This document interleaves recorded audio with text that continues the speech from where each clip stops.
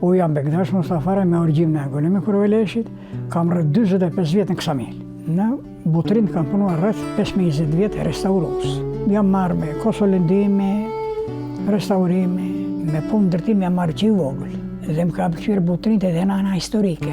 Puna në Butrin, për mua, kam gjetur veten time, se atje duhet që ta përshtatsh, bile ta bëj sa më natyrale, siç ka qenë. Sepse në Butrin, kur kam ndërtuar ata, nuk vën të rëra me makinë, por e mirë njerëzit me mushka, me karavan. Dhe në qoftë se njëri e mirë rëra në anë të detit, ajo pjesë mori do bëj me rërë deti me guaska.